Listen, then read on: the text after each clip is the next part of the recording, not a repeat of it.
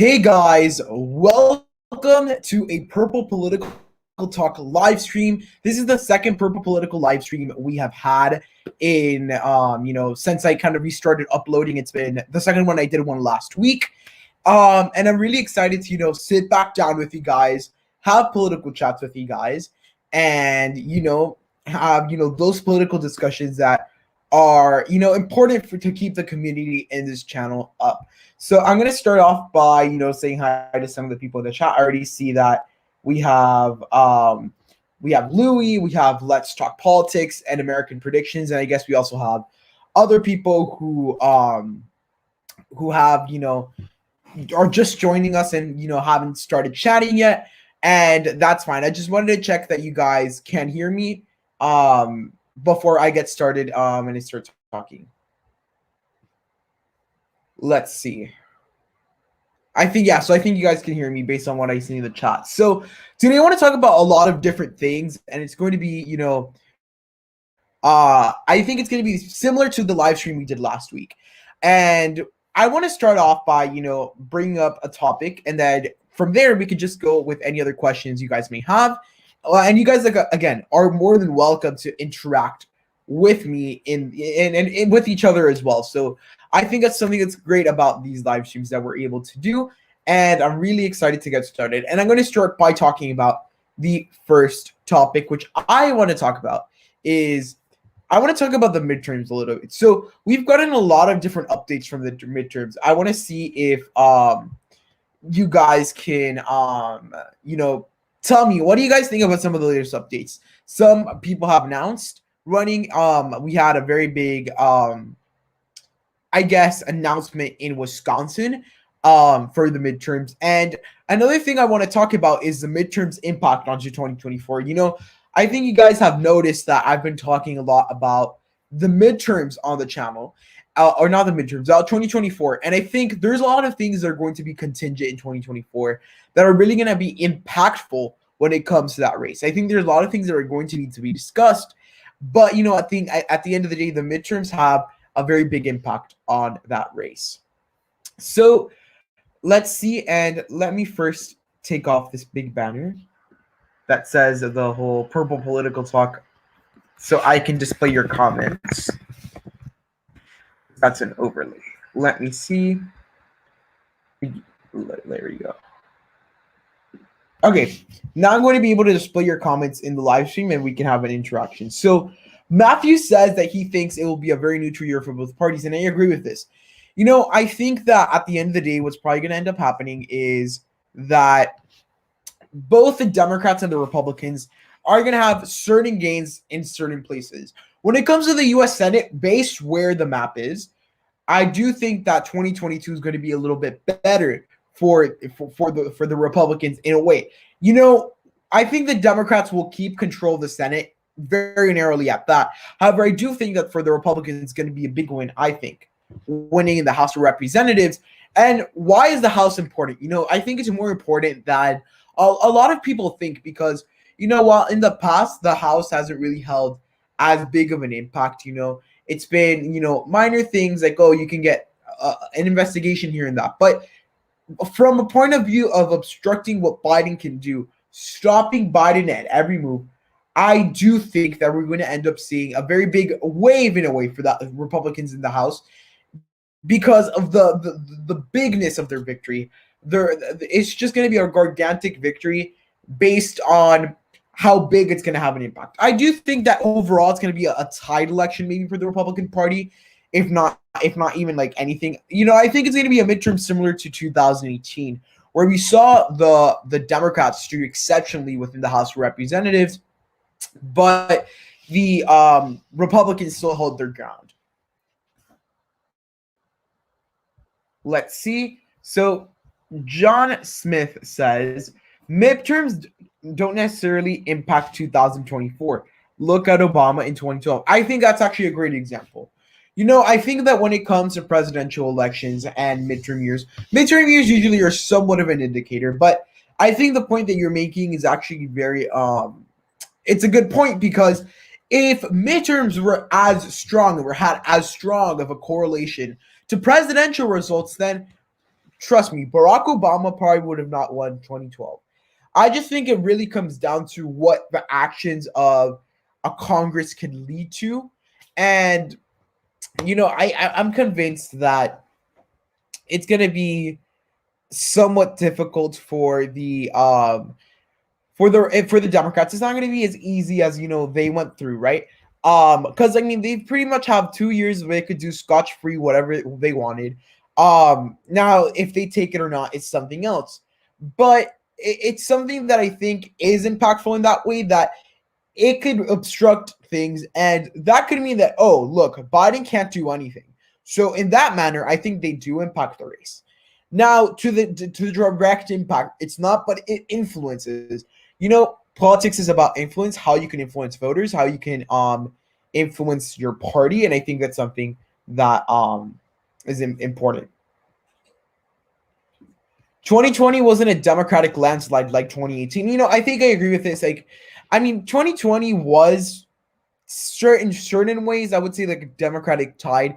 We saw them keep the House, which that was expected with the maps that we had. And we saw them gain the Senate. That was the biggest thing. And we saw them flip the White House. Now, 2018, I think in a certain way, it brought the Democrats to, a big, win of almost 40 House seats or 20, 30 House seats in the U.S. House. And I think that was important for them. The Democrats were able to, go out and get the messaging. Now, I think that at a certain point of view, we also have to remember the Democrats are no longer in the same position they were in 2018. They're now in an opposition point of view.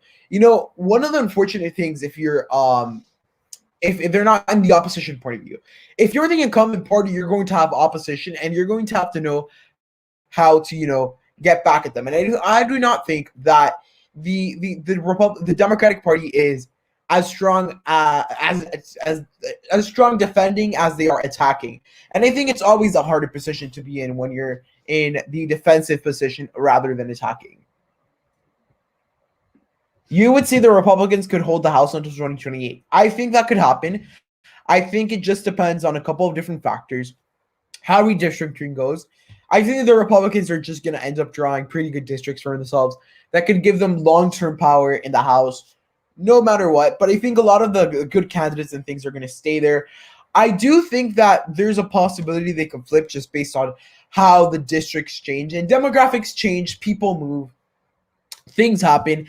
And in that way, I do think that until 2028, we could see those districts stick. And remember, we don't see new House elections, new congressional districts until 2032. Let's see. Do I think Walker will beat Warnock? I think that Raphael Warnock is actually a very strong candidate for Georgia, and it really touches on that one piece of Georgia voters that the Democrats crucially need, and that is African-American voters. While, Herschel Walker, he appeals to them, he to the Republican side, he's still a Republican in the state, and Republicans are not in good favor in Georgia. I think that it's going to be tough for Raphael Warnock to lose re-election, especially since he hasn't had a big scandal break. He hasn't had all these big things. So I do think that Raphael Warnock will go on to win another term in the U.S. Senate. 2018 was a tide, and 2020 was a tide that was less high. I agree with that. You think that it will be a redder year than 2020, but not as red as 2010. I do agree with that. 2010 is going to be something that for the Republicans is going to be very hard to beat. I think that one of the things we have to think about with 2010 is that as far as the movement goes, the country was flaming, especially the Republicans. Now, you have to also think at a platform point of view. What are both parties going to be campaigning on? I mean, you could easily say, well, the Republicans are going with the culture war platform. They're also going with the economy platform. I think those are the two likely platforms they're going to end up seeing. While the Democrats, they don't really have a platform they're fighting for. They're just fighting like, we've done good enough. So we also are going to have to see how the economy goes. We're going to have to see a lot of those different things to see how everything goes. This is also a good point. The good thing is that Democrats don't have congressmen in deeply conservative areas like Idaho. So I think that let me just think. Yeah, I think that's true. At least in the House. In the Senate, they still have some, more conservatives in some, or some Democrats in conservative seats. I just think that in the House, that's somewhat might save them. But again, remember, there's House members. There are a lot of House members are going to choose to retire right now because it's just the best opportunity, because they're being redistricted and they might have to go in primary against one of their colleagues. So it's gonna cause a lot of people to retire. So if the wrong people retire and then the Democrats don't run good candidates, then it's going to be something that's going to be harder for them. And remember, candidate choice is everything. I think that in 2020, the Democrats didn't do as good of a job in House races, finding the right candidates, finding good candidates, and defending their seats compared to 2018. I think in 2018, I think we can all agree that the Democrats had some exceptional candidate choice when the Republicans were, subpar. And, just to highlight even more the importance of candidate choice, 2020 was a great example for the Republicans. They ran a lot of strong Republican women, and I think that really ended up helping them out. 2020 as House was not good a year for the Democrats. They had the chance to redistrict, but they didn't. I don't get what you mean by that. I mean, they didn't have the chance to redistrict. Let's see. John James did only marginally better with black votes both times compared to the top of the ticket. Okay, I think that's something else that's important. When you have down ballot races and when you have a candidate that appeals to a certain minority and is of the opposing party, in this case, John James in Michigan, you see them do a slightly better. But again, because you're running a Hispanic down in Florida, or you're running an African American up in Georgia, that does not mean necessarily that they're going to win based on their skin color or their ethnicity. What's more likely to happen is that they're going to be able to appeal to certain groups of voters. I mean, let's take a look at Florida. If Florida ran a Democratic, like Hispanic Democrat, it could get closer. I mean, especially against someone like Ron DeSantis, who's not Hispanic. But at the end of the day, it's more about popularity. Politics is about popularity. You don't have approval ratings, good approval ratings. You don't have popularity. Guess what? You're completely screwed. It's something that's going to be very interesting to see. Let's see. Midterm years bring more educated and wider voters, which are more democratic more than a decade ago. Again, that's another great point. I think that especially with the midterms, like this time around, I think we're going to see some of the most expensive midterm races in the history of the United States. With that, we're probably going to end up seeing elevated turnout in these races. I think that we could probably easily see higher than 2016 presidential election turnout. And I think the turnout is certainly going to be higher than the 2018 midterms. I do think that just because of how digitalized the country is now. I mean, we were digitalized back in 2018, but we're digitalized at a whole completely different level right now. Ads, that's going to get into people's head and tell them, go vote, go vote, go vote. That's going to make it a high turnout election. So, I mean, while this has been true historically, I think that's bound to change. Let's see. We have Raghav in the chat. We have Pack Politics in the chat. Hey, guys. Okay. Let's see. Okay. So, I wanna keep on talking about the midterms. I want to discuss one of the questions I've actually been having. Are Republicans going to start losing suburbs in, solid red states that, historically have been, they've been more Republican, but in a way they're starting to trend Democratic with the suburbs. Do you think 2022 is the year that in a lot of red states, in places like, even in districts that, smaller districts, like, for example, let's suppose that the Iowa districts, do you think 2022 will be the time for the Democrats to win those races back? Because, I'm starting to think that, in a way, it might be the race for that to happen. And we're probably going to end up seeing a little bit of a flip, a party switch in the future where urban voters probably going to start voting a little bit more Republican and Democrats are going to gain more support in the suburbs. And I think this kind of brings me to another point I have about the midterms, and that is when it comes to statewide races, and then you have the, statewide races and then like district races. If a statewide races, I don't think we're going to see as big of a change when it comes to Democrats gaining support, all of this, because I think that one of the things that we're going to definitely be seeing is how the Democrats are probably going to end up gaining the support they've been getting in the suburbs, but the Republicans going to level it out with their support down in the urban areas. So I think in those statewide races, we're not going to see as big of impacts. I want to know what you guys think.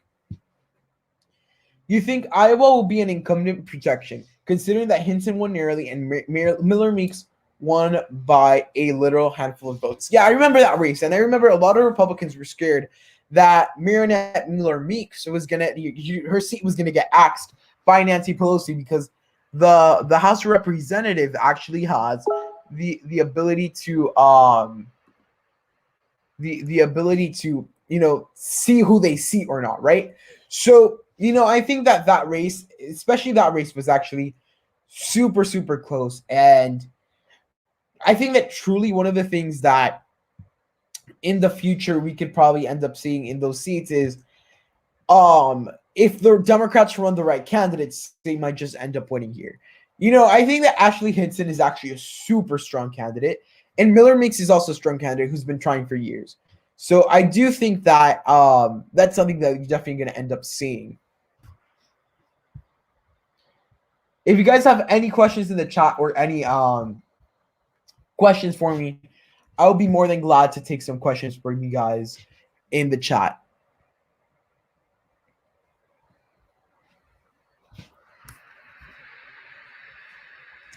Okay, I want to go on and ask you guys another question. Do you guys think that 2024 is going to be, presidential-wise, do you think the Democrats are just at such a big disadvantage just from having 1 year in the White House, or the 4 years in the White House?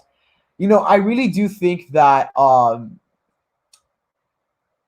do think that the 2024 race is going to be hard for the Democrats to win regardless, just because of that. Let me see. I think I got some questions in the chat. Let's check this out. Matthew asks, would Joe Cunningham have beaten a weaker opponent? I think with Joe Cunningham, hold on. We're talking about South Carolina Joe Cunningham, right? Yeah, right. So Joe Cunningham from South Carolina, I think he definitely would have been a easier opponent, because I think that Nancy Mace is someone who is actually a very hard person to beat, and I think that she's actually a very strong candidate and is part of those Republican women that the Republicans were able to successfully run. And I think it was just an unfortunate circumstance for Joe Cunningham. So I really think that he could do that. I don't know why I confused Cal Cunningham and Joe Cunningham. That was a pretty careless mistake on my part. Let's see. 2024 is years away, but I think it will be between 2016 and 2020.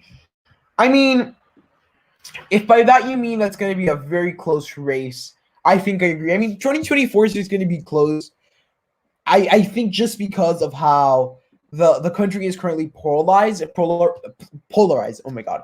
I think the polarization of the United States is completely ridiculous. And I think that's going to cause two things. One, we're going to end up seeing the real populist against, moderate race again. I think that in a way, that's something that's going to be really interesting to see, whether it is far left or far right.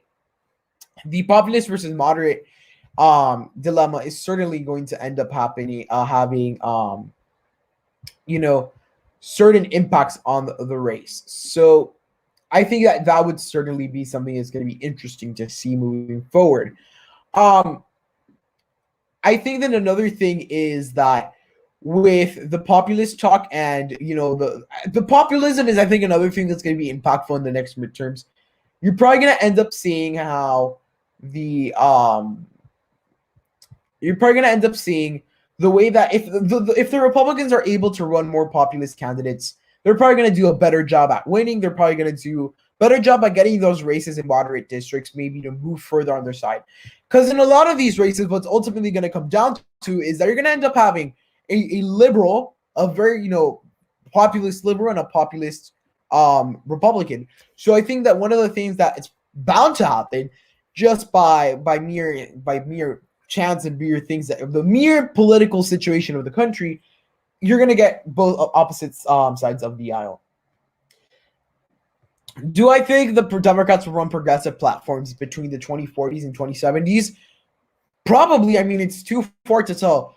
I don't even know what the Democrats are going to run for the races in November. They change so often. Well, we do know that, but like going to 2022 and 2024, we really don't know. So that's a big marginal possibly. It's a possibility, I do think. Let's see. I have to catch up with the chat. Let me see. Okay, here we go. Down ballot Republicans do better in the suburbs. Do better in the suburbs. So no, 2022 will be a red wave year. Interesting. I mean, I think that's definitely a possibility, but not guaranteed. Let's see. Do you think there is a chance that Texas shifts to the right in 2024? Absolutely, there is a chance. And I think it mostly is related to the Republicans running the right candidates and the Democrats just running horrible candidates. In Texas, what needs to happen is for Democrats to actually win, they're going to have to run moderates that will end up winning some Republican votes. Now, if the Democrats just choose and go with their national platform and run a bunch of Democratic socialists in Texas, trust me, it will definitely shift to the left, to the right. Because once you have a Democratic socialist on the ticket, especially in somewhere like Texas, what's going to end up happening?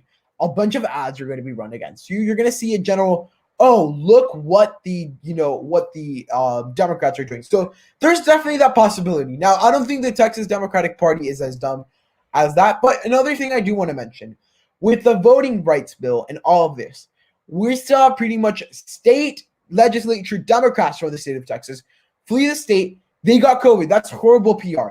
I'm not saying this will have impact on them in 2022, but yet again, it's not going to be, as easy for them to shift it to the right in that way. You think Biden would win the election in 2024 with 276? If it's Kamala, then Trump would win with 287. Interesting thought right there. What do you think about Emmanuel Macron? And do you think he will win a second term? So I think Macron actually has he's going to have a very tough time getting to re-election. I think Marine Le Pen, she's a strong candidate. Now, I think he'll narrowly edge out Marine Le Pen. European politics has just become so establishment. There is a rise of populism, and Marine Le Pen is going to end up, gaining that support. But, I think at the end of the day, unfortunately for Macron, or fortunately rather, there's certain things that are probably going to end up saving him in that French race. There was a poll on Fox where Trump led DeSantis by 40% more. I think it's already, but Trump already has that base, so it's easy for Trump to already get votes. I mean, of course, that's politics and that's how it works. Now, what we also have to think is how front runners change. I think it's going to be very easy to see a change of front runner when it comes to this election. We saw it in 2016 with the Republicans. No one in their damn minds thought when Donald Trump was announcing his brace for his candidacy that he was going to get the nomination. If you support Trump now, if you despise Trump now, I think everyone could pretty much agree it was such a far-fetched candidacy. So who even knows at this point? Progressive rising. Democrats should run more populism if they want to win races because populism is popular in the United States. Who would win in Georgia? Warnock or Walker? I do think that Warnock would still win. I think he still has that base. And even though Walker could probably appeal to certain groups of Republicans, the Democrats just have a very good map in the state. And I think it's going to be good for them. What are Republicans' chances in Nevada in the near future? I do think that Republicans have higher chances in Nevada that a lot of people give them credit for. Now, that does not mean that I think the Republicans are going to win in Nevada. Nevada is an interesting state just because how it has different suburbs or a big suburb and then smaller areas of the state. But you also have a big amount of Hispanic vote and all of that. I think the big thing for the Republicans and their chances in Nevada, and why they've skyrocketed, is the party takeover by the Democrats.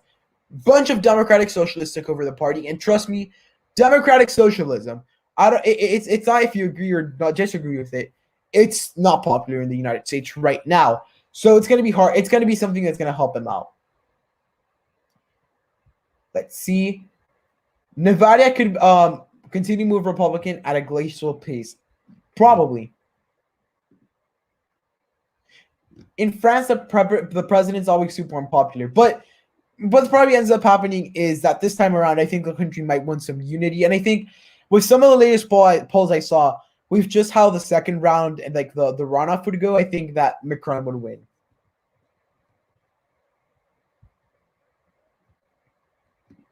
Do you think Lena Hidalgo run for governor in 2030? Who knows? Possibly, maybe. I think she actually could. I mean, she has the possibility, but she has to get into the more political field of politics. Do I think that you should run for Texas Senate in 2040? I mean, if you think you can do it, get yourself a good campaign manager and go for it. Let's see. Texas will shift in 2024, and it will be blue on the Senate level in 2024. And it will flip blue in 2028 in the presidential level. You know, I don't think that's 100% guaranteed. I think that in a way we could probably end up seeing Texas probably trend blue. I think the first time you probably see is the 2026 race for Senate in not in Georgia, in Texas. It's just running the right candidates. I think that the Texas Senate race in 2020 had potential, but the Democrats didn't use that potential to run the right candidate. I think that come 2028, depending who's in the White House, if Ron DeSantis is president, I think he will still win Texas. You're right. Okay, you're also right. Going back to the other thing about Trump, Obama wasn't even the favorite when he ran for right. He completely beat Hillary Clinton, and look, he became president. A lot of Hispanics are populist, and both parties should run that way in those areas. Right, and I think it's clear that Hispanics are one of the groups of voters that or they're either far left or they're either far right. And by far, I mean the populist sides of the party. You see, I think that going forward, one of the big blessings for the Republican Party has been that they've been able to save themselves somewhat with that Hispanic support that has been going for them. That populist Hispanic voters are choosing them over the Democrats. And I think that's something that's, rather positive for them. Democratic politicians themselves hate socialism, which is what has helped Biden defeat Bernie Sanders. Well, I don't think that's true, though. I mean, I do think that a lot of Democratic politicians are moving to the Democratic Socialist side of the party just because of necessity, because that is what's popular right now with their bases, right? Now, I think that why Biden defeated Bernie is a completely different reason. It's pretty much the party establishment saw that Bernie Sanders could not win the race nationwide. They pretty much came together and all endorsed Biden, which won him the race. Who's the best candidate for the Democrats to run in 2024? You're going to have to really work hard to convince me that this is not true. But I believe the best candidate for the Democrats to run in 2024 is between two people. Senator Amy Klobuchar and Secretary Pete Buttigieg. I think those are two people that are really strong candidates that they could run. I mean, they've had their fair share of scandals, but I think with the appeal they have, Pete Buttigieg is just a new Obama. He could probably gain some of those voters back. And Amy Klobuchar is Amy Klobuchar. She's just so likable, and I think she really would probably win the race. Sherrod Brown, someone else that's good. Tammy Baldwin, Bob Casey, Biden too. I think Biden, what's really going to end up being a decisive factor for him in how successful he is in 2024 is does he keep his promises? Fortunately for Biden, he didn't make many promises when he ran for president. And I think it was politically a very smart move. He was able to be so vague about it that he could just say, well, I didn't really promise you guys anything. So he pretty much has the ability to go through and just do kind of whatever he wants. I do think that Pete Buttigieg should definitely run in 2028 or 2032. I do think that's actually something that could be positive for the Democrats. And I think with just how everything has just ended up, spanning out with the primaries, Rising Star, now Secretary of Transportation. He is definitely working hard to get that promotion to that level. And I think, if anything, Pete Buttigieg's way to the presidency is really not going to be by being governor, maybe representative, but mostly it's going to come at the hands of the bureaucratism. And he's going to climb up the political ladder in the U.S. cabinet. So that's what I think is going to happen. Pack Politics ask, who's the best candidate the Republicans could run in 2024? I really think that Ron DeSantis is clearly the best candidate. I think Donald Trump is too unpopular with some independents and Democrats that the animosity that would be in that race, we already saw it, and he will lose again.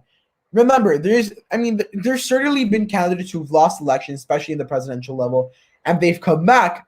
But and we also have to remember, Trump has that sort of magic in a way that Trump, although if you like him or not, he has this thing where he really can pull himself out of any situation. He can make the comeback. And I think that's actually something interesting about him. But I do think Ron DeSantis is the best because he kind of bridges both sides of the party together. I think someone like Nikki Haley is too neoconservative, so I think that would be the best candidates. What's going to be in the closest state in 2024, Trump versus Biden part 2? I would probably end up saying that closest states, Wisconsin, Pennsylvania, Arizona, and Georgia. Do I agree Bernie Sanders will be done with politics? He's just too old. I agree. I really do see Bernie Sanders retiring the next time his seat is up, which, if I'm correct, that's 2018 or 2026. No, 2024. I don't know what I'm saying. Let's see. By 2024, Nancy Pelosi should also be done with politics. I think she announced this is going to be her last term in office. After this, the Democratic leadership in the House is going to be completely changed. And it's going to be interesting to see how House Democrats, how they do without Nancy Pelosi, just because how long she's been their leader for. Pete Buttigieg could definitely be the first Democrat to win in Texas. I do think that's something that could happen. I do think that Maria Elvira Salazar is a strong candidate for the Republicans to run. Now, I don't think she's the best candidate. The real reason being that she probably can't appeal to Midwestern voters. She does really good job appealing to Latino voters, to the Sunbelt voters. I think she'll do great. And I personally really love Maria Elvira Salazar. Now, I don't think she's the best candidate, though. The problem with Pete and Amy is that they wouldn't win a single state in the Sunbelt or Southbelt, and they would probably lose Pennsylvania and Wisconsin as well. That's a possibility, and I think that with the Sunbelt, you could probably see them lose some states. I think that they're popular enough that they could probably end up winning North if they have really good running mates. Kimberly Yee is a really good candidate, although I think she's going to have to wait a couple of years because she might potentially be the governor of Arizona. That's not really for sure, so we're going to have to see and wait. Let's see. So you think it should be Pete Buttigieg 2032, John Ossoff 2040, and Ocasio-Cortez 2048. Interesting take. You think the closest race in 2024 would be DeSantis versus Biden? I'm going to say that the closest race would actually be I would say Trump versus Biden, a rematch. I think that Trump could improve from his 2020 results. Now, I do think that the DeSantis race could be close. I think that in 2024, we're going to see the race come down. Like, it's going to be less than 300 electoral votes for the winning candidate. So 290 to 280, somewhere around that range, I do think. If Kamala Harris is a Democratic candidate in 2024, who do you think her best running mate option is? I think someone like a Julian Castro would be a really good option. Beto O'Rourke would be another good option. It brings younger, somewhat more progressive voices into the party, but then they have that mix where they could be seen as both conservative and liberal. And I think that them being from Texas will help with the Sun Belt. So I think that's the best candidate. Like Matthew is saying, Roy Cooper is another good person, but I do think that Beto O'Rourke or Julian Castro would be good candidates. I think that for Harris, though, I think it might be best to pick a senator, like an older senator, because of the congressional relationships. So I think that would be another good candidate. Roy Cooper, were your thoughts too? Yeah, Roy Cooper is another good candidate for them. Who do you believe will be the party nominees in 2024? Right now, as it stands, I don't think Biden is running for a second term. I do think Harris might end up getting the nomination. I don't see any other Democrats getting the momentum. Now, on the Republican side, it's contingent on whether Trump runs or not. If Trump runs, Trump will get the nomination. If Trump doesn't run, if he does run again, a lot of it is contingent on who runs or not, right? I think DeSantis could get the nomination. If Trump runs in 2024 with DeSantis as his running mate, I think he flips Arizona and Georgia and maybe either Wisconsin or Pennsylvania. I think that's actually something that could happen.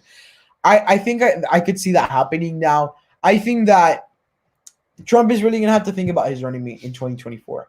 Maybe he doesn't pick Pence, but I think Pence is just strategically a good person, but they fell out. So maybe DeSantis is the right person. Yeah, I think that the Democrats are completely doomed if they run Harris. The only person I see the Democrats winning with Harris against is Mitch McConnell. I think that most Republicans could probably end up beating Kamala Harris. I don't think she's such a strong candidate. If it's Trump, DeSantis, one of them will have to move. Right, they're gonna have to change their state of residency. It's been done in the past. I mean, Dick Cheney and George Bush were both from Texas. So Dick Cheney just moved back to Wyoming. So it's pretty easy, but it's going to end up happening because of that electoral college rule. Because do you imagine them actually running together and they brush off the smoothing part and they lose the 29 electoral votes from Florida? And those are the 29 electoral votes that choose the race. That would be ridiculous. Who is the most underrated presidential candidate from both sides not covered by the media? So I would certainly say for the Democrats, I don't know who. I mean, I guess Amy Klobuchar or Pete Buttigieg are probably one of them two is probably gonna end up making the run. For the Republicans, I think that we're looking at someone like, Nikki Haley is someone who has been, highly anticipated to run, but her media coverage is not as big as it was before when people speculated. That's also because she's lost space with the party, and that's really gonna end up impacting her. Unpopular opinion. I think DeSantis is the front runner, even if Trump runs. I think the only thing that might help out DeSantis is Trump is going to have that fatigue. Now, I don't think DeSantis will run if Trump runs, because if Trump runs, I think the party's really the party doesn't want to stand the chance of dividing the voters even more. I want to vote for Ted Cruz. No, I want to vote for going back to 2016. This is what happened. A lot of voters split apart. So I do think that if Trump runs in the primary, Republican field will be cleared for him. With Harris, they're a poor spot, but she's not extremely unpopular. I mean, she's more unpopular than she should be. Kristen Gillibrand, she'll run for president again, but she said she went nowhere in 2020. I just think that she was just a bad candidate, and she really didn't really appeal to the voters in the best way. I think she could have done a little bit better. Kirsten Gillibrand was someone that was actually interesting before 2020, but she just had a bunch of flunks in the primary, and that lost her the race. Is Josh Hawley a rising star? I really do think that Josh Hawley is a rising star in the Republican Party. He's going to probably reach his peak by 2030, that region of history, in 10 years.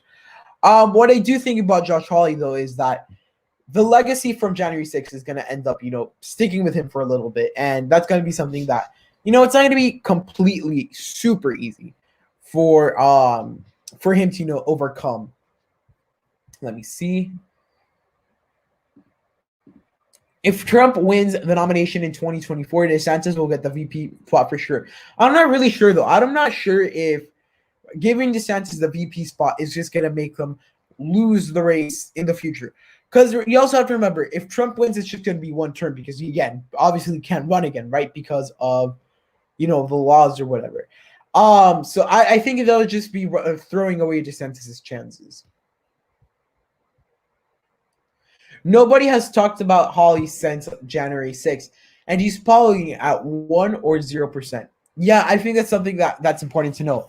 January 6th did hinder Hawley's possibilities of running in 2024 at least. Gillibrand and Sinema swap politicians ideologically. I do agree with that, and it's actually pretty funny. Will Cuomo ever run for president? Is it possible that he will lose the governorship to Zeldin? So I think that Cuomo, his scandal at the end of his or like in the last year of his governorship really is gonna end up like hindering from running. I think that he pretty much tried to profit off of COVID. He wrote a book even though he made very poor choices with COVID in his state. If he runs for president, he's going to get attacked. And I think it's something that's pretty simple to say. What are the Democrats' chances in the 2022 Pennsylvania Senate races? So I think that if they run John Fetterman, I think they could probably narrowly end up winning. I think they could probably narrowly also end up winning if they run Connor Lamb. I think that Connor Lamb actually is the best candidate for them because I don't think that John Fetterman will do very well in certain parts of the state where they need to perform extremely well. Georgia needs to go red in 2022 for it to go red in 2024. And I think if Stacey Abrams does choose to run for governor, it's a possibility. I mean, she has other projects right now, so I'm not sure if she will run. But if she does run, I think we could certainly see a victory for the Democrats in that race. I think Cuomo will win by a smaller margin than Biden. I think I do agree with that. I mean, Cuomo really made a big mistake at the end of, his presidency, or governorship rather, and he's gonna have to somewhat end up paying the price because it's not something that's that simple, I guess, right? So I think that's something that you're gonna have to end up thinking about. Let's see. Tom Wolf is old, but Democrats made a massive opportunity by not running him. I mean, I think that's true. Tom Wolf was the governor, and I think when you're the governor, you're well known. It's going to be an easier route to the I can't think tonight. Easier route to the seat because you're just more well known. Buttigieg, Ossoff, 2032. That would be an interesting ticket. Let's see. What would be the most important issue during the midterms? 115 million% it's going to be the economy. The economy, even with COVID, it's always been the number one issue. And I think we are headed towards a period of economic decline in a way. A lot of the stimulus and a lot of the unemployment benefits with the productivity of American workers being down because of things like that. We unfortunately, I think, we're going to see a downturn in the economy for a little bit, and I think that's going to cause Biden to lose support, which could actually bleed into 2024 possibly. Is it possible that Silva could beat Adams in New York City? I think that is highly, super highly unlikely. Eric Adams has the race wrapped up. He's the Democrat in New York City. It's going to have to take one complete mood shift from Silva, and then also it's going to take a very big scandal to knock Eric Adams down at this point. If only given one option, where should each party focus? The Rust Belt or the Sun Belt? So I think that the Republicans should definitely focus up north in the Rust Belt. It's more important for them. I think they could probably end up just holding down the Sun Belt with the resources they have. And I think for the Democrats, they should also focus on the Rust Belt. But I think they should split off the support. But you're saying one option, so I'm going to go with the Sun Belt because if they win there, they kind of just do the checkmate forever. I think if Trump runs, he should pick Scott, although I think DeSantis is a good pick, either a woman or minority on the ticket. I mean, I think I'm going to have to agree with that. With the way the country is right now, with the identity politics, with all of that, I think it's just going to be pretty hard for them not to pick an identity politician. I mean, it could be someone like Nikki Haley. It could be Tim Scott, but it's going to have to be identity because that's just where where the race is right now. I want to go back a little bit. In 2016, what did you guys think about Trump possibly picking Joni Ernst for the vice presidency? I don't know if a lot of people know how likely of the scenario that was. That was actually something that was pretty interesting. I agree with this. Rust Belt for now, Sun Belt for the future. 2052 election prediction: Jake LaTurner versus Alexandria Ocasio-Cortez. Way too far ahead, my friend. How long will Arizona be a swing state? I think we're gonna see Arizona be a swing state for probably like 20 years. And then it's gonna go, and solidify itself, because I don't think we see swing states for longer than 20, 30, 40 years. So I think that's where Arizona would fall. Yeah, I mean, Pence was actually the best pick for him, in my opinion, just because of how he was able to appeal to evangelical voters, which are a big part of the Republican base. So I think that, frankly, that was such a positive thing for him.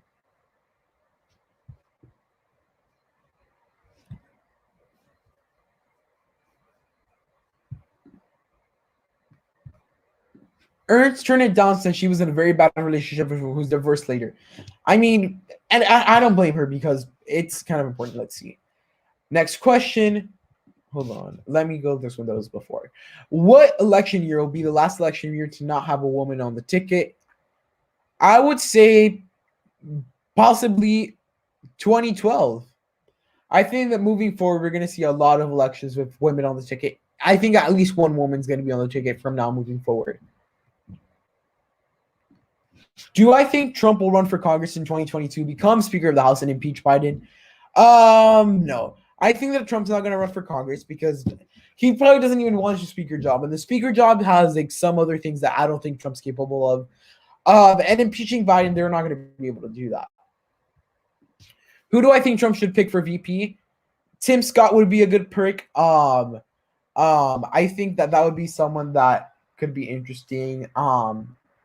I do think that I see possibly the oh god, I think the comment froze. Oh no. Okay, I think I got the camera back. Froze. Oh no. Oops, what happened? Okay, I think I got the camera back. Oops, what happened? Hold on.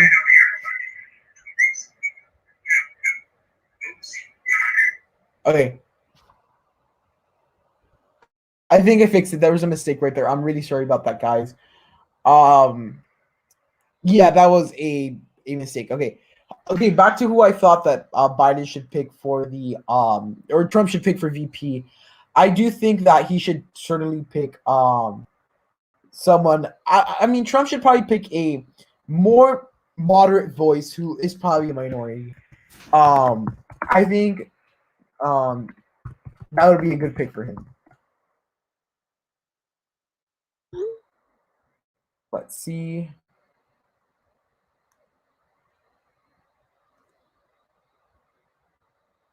I think we fixed. Is everything fixed now?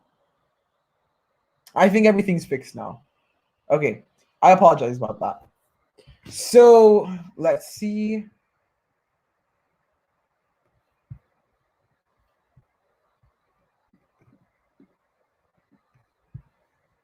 Let's see. Oh, look, there's UEP. Hey, UEP, what's up? Let's see. Florida will be Republican until 2040. I do agree with this. I think that moving forward, Florida is going to be a state that's going to be considerably more Republican, just because the Democratic Party has lost a lot of support they've had in the state of Florida. Let me see. Wrong comment. Where was the comment I was looking for? Okay. Will Arizona ever become a solid blue state? I think that Arizona possibly. I think it's just going to end up being how far left does Maricopa County go? If Maricopa County is able to actually, move further, I think we probably end up seeing a pretty good race on the Democrat side for the future.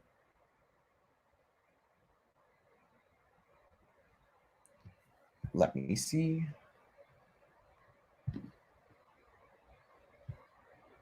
Purple Political Talk. Put this on your screen if you think people should subscribe to you. Yeah, I mean, if you want to support the channel, please remember to like, subscribe, turn on post notifications to be up to date with our latest content, and also go check out UEP. UEP is a good friend of mine. We've been, collaborating for years, and he's a great channel to check out. So that would be someone who's actually great to go check out. And again, if you're not subscribed to the channel, what are you doing? What margin do you think Trump will win in Texas by if it's against Biden? What about Harris 2024? If it's against Biden, probably around +3 or 4. If it's against Harris, probably around +5 or 6. Arizona could revert if Republicans stop the suburban slide and improve with minorities. Yes, another thing I think they'd have to do is solidify support in southern counties of Arizona. They need to go down to the more red counties of the state and also go on through and stop the suburban slide. They can afford to lose little bits in the suburbs if they can go back and win by bigger margins. Arizona could become the next Virginia. I'm not completely sold on that, though. Maybe. I think that Arizona could be the next Virginia. Okay, LTP, thank you for coming. I know, right? I mean, I wonder how many people would actually support that campaign. Would you guys support a UEP PPT ticket? That would be a very interesting ticket to watch. Oh yeah, the 2021 Virginia gubernatorial race. That's actually a very important race. I haven't covered too much of the 2021 races. We do have some. We have New Jersey, Virginia, and some special elections. I think Virginia race is actually a lot closer than a lot of people think. I think that Terry McAuliffe is probably going to end up being a little bit shocked of how close it might be. I think it's going to be within probably 5 or 6 points, because the real fact of the matter is that Terry McAuliffe is running this race like, oh, he doesn't really have to worry about it. And I want to go back to the Senate race in New Mexico. I remember that Ben Ray Lujan, he thought he was going to win the race by 10 points. Everything was going to be fine. It ended up being by 5. So I think it's going to be a lot closer if Terry McAuliffe goes with the mentality that, oh, it's going to be fine. We're here in Virginia, which is a super safe Democratic state, because that's actually what loses people elections. I think that's something that could end up happening. And upsets are standard in politics, so I think we could certainly see that happen.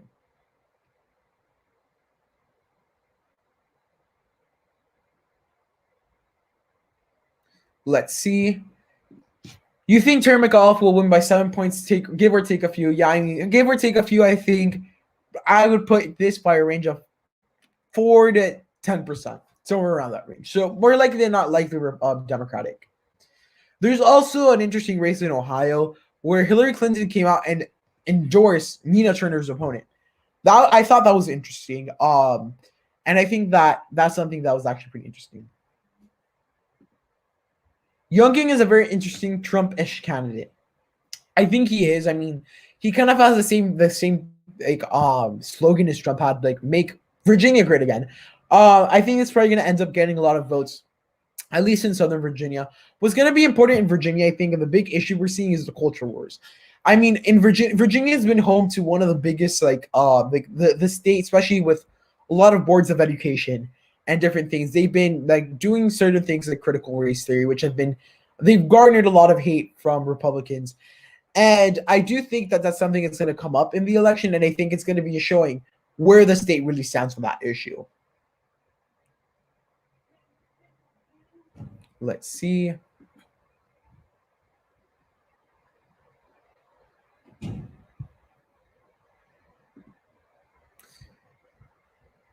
Nina Turner could still win, and I think she will. Hillary Clinton endorsed her, but I think this is Marcia Fudge's old seat, and I would think that Bernie Sanders would probably be more popular in that district than Hillary Clinton. Hillary Clinton was unpopular, so an endorsement for her is not worth much. It's just worth support for the party establishment. So I do think that's interesting.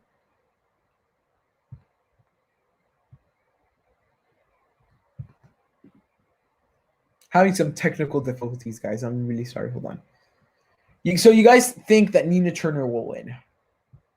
Will North Carolina stay Republican for a while? I think, but the while probably is going to be less than 10 years. I think less than 10 years we could see it flip, just because of how fastly are the Charlotte and Raleigh suburbs growing.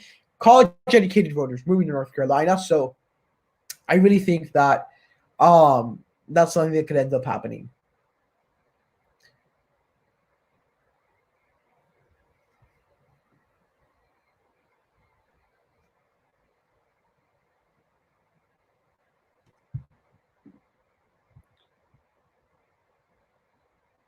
Let me see. Turner 51%, Brown 48%, 51% 48. I think that could be a closer race. I mean, I think that Turner could actually win it by more, but I haven't looked at the polling for that race.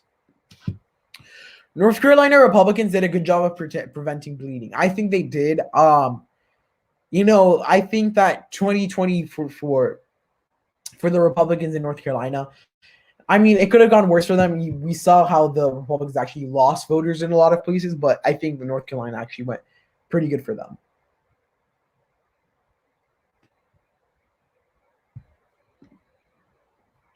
I have a question for you guys down in the chat. Do you guys think that I should make like live predictions? Like I should film my videos live, so I live stream the video, and then I kind of just do my video live. Would you guys actually enjoy that? Would you guys rather go with like the current upload schedule which I have, which is just regular recorded videos? I like mixing them both up. I remember I did some of those live predictions back during the election. I don't know. What do you guys think? When will Minnesota flip when the Republicans run the right candidate? What are the other candidates before? There are other candidates besides Turner and Brown, right? But they're the big name candidates.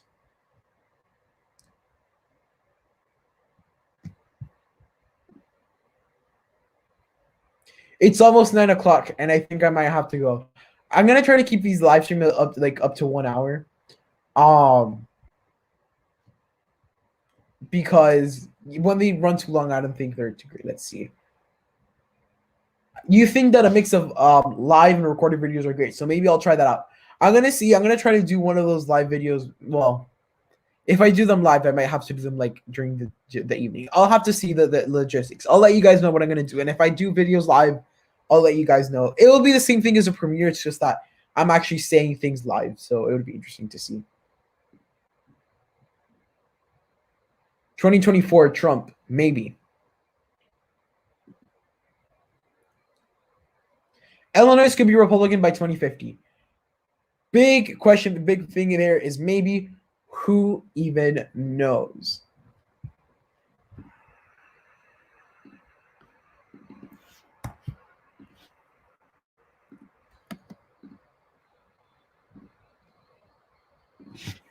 So guys, I really want to thank you guys all for coming today. I mean, it was a really fun live stream, and I hope to do more of these in the future. I've been talking to UEP about the podcast, and we have decided to actually alternate, do some weeks podcast, some weeks I just do my live stream. We'll let you guys know definitely when we decide and things like that, what we're gonna do. And then from there, I guess that we would pretty much just end up letting you guys know when we're going to go live, because both of these are just live streams. So I think those are actually very interesting to see. So yeah, I want to thank you guys all so much for coming today. It was a great time. And I'll see you guys next week. Thank you guys so much for watching, and goodbye.